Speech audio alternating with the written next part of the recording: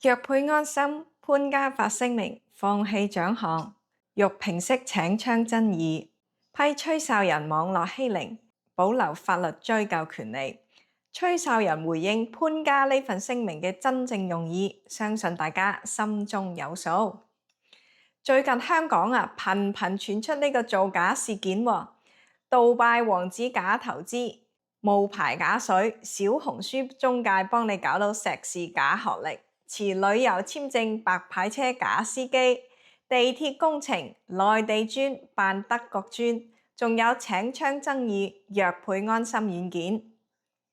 希望大家免費訂閱我嘅頻道，點讚、留言、分享，多謝支持。好，我哋而家返嚟，由中學生研發獲多個獎項嘅 AI 應用程式若配安心，近日捲入非原創請槍爭議。得獎學生潘希純嘅爸爸肝癌權威潘東平重申，若配安心為個女嘅原創概念，為平息風波，主動自願放棄相關獎項，稱全家都係受害者，飽受網絡欺凌，同時聲討吹哨人，保留法律追究權利。但呢個聲明，我覺得冇正面回應大家嘅質疑。甚至有轉移視線同威脅吹哨人嘅意味啊！吹哨人為人係點，其實同呢件事係冇任何嘅關聯嘅。唔好企圖轉移模糊視線。爭議由頭到尾都係潘同學是否獨立完成呢個獲獎嘅作品，有冇請槍？呢個 app 提供病人嘅數據，說法前後矛盾。究竟係虛擬數據定係真實數據？受訪內容同事實不符，係口誤定係講大話？東張西望，點解呢次唔揾吹哨人再次回應？潘同學5月喺香港電台訪問中話，已經有2間醫療中心用緊佢嘅軟件，一間係腫瘤中心，另外一間係專科診所。咁究竟有冇得到病人嘅同意將資料公開？將資料轉移俾第三方平台，是否觸犯個人隱私條例？潘家聲稱成個軟件由潘同學獨自完成 develop 同 debug， 後因輿論壓力，稱 app 數據只係虛擬嘅，並非病人嘅案例。大家可以睇到全家嘅表述都係前後矛盾嘅，同時改稱委託美國 AI 公司 AIHS 代為提供初代想法，話驚俾人抄襲，可以加錢，希望 AI 公司配合潘家，將服務內容由軟件開發變為商業推廣。因事件持續發酵， AI 公司為咗保護自身利益以及澄清事實，發表咗長達4頁嘅聲明，重點就係1.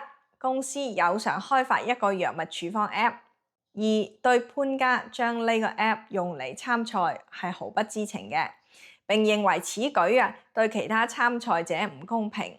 第3. 開發 App 服務已經完成，與潘家冇再聯繫啦。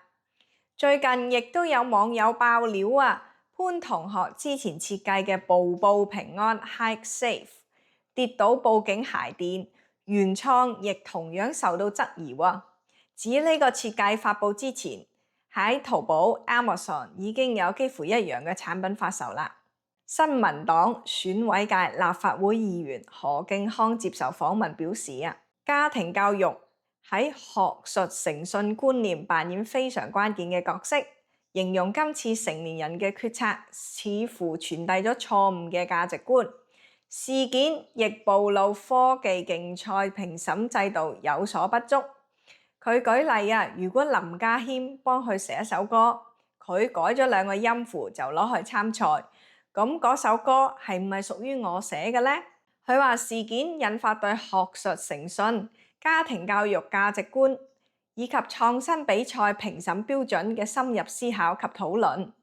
其實我哋應該引導下一代堅守學術誠信底線，而唔係模糊處理嘅方式。佢話當事人聲明中提及網絡欺凌，任何方式嘅網絡暴力絕對不能容忍。但潘家並沒有解答公眾關於作品真實性嘅質疑。何敬康話，多個比賽主辦機構調查後均維持原有嘅比賽結果，尊重潘家放棄獎項嘅抉擇。反問比賽評審機制有否存在系統性漏洞呢？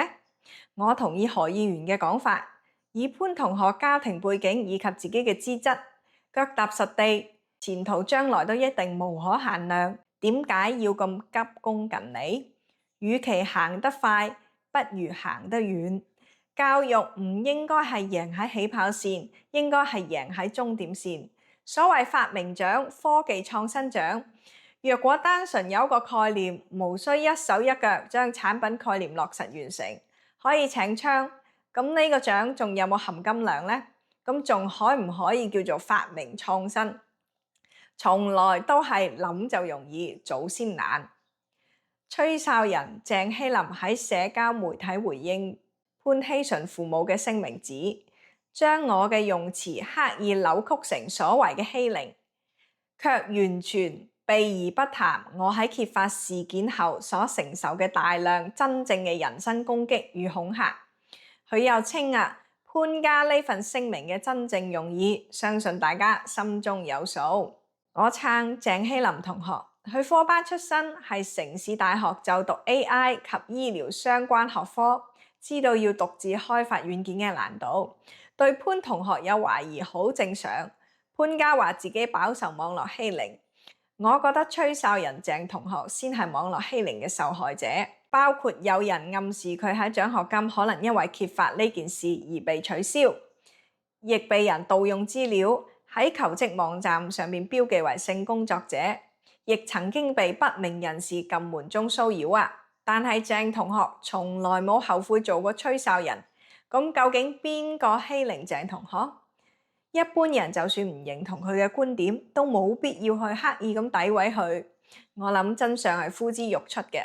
我亦都問過西雅圖從事軟件開發 AI 專業嘅朋友，佢哋都話如果潘同學可以獨立完成，咁點解佢仲嘥時間讀緊中學？中國清華大學、美國 MIT、Caltech、Meta 等科技公司都會對佢好有興趣。所以話有陣時冇咁大個頭，就唔好戴咁大頂帽啦。如果唔係，到時真係俾人問到口啞啞。放棄獎項究竟係平息風波，亦係咪代表心虛呢？多謝收睇，下次見，拜拜。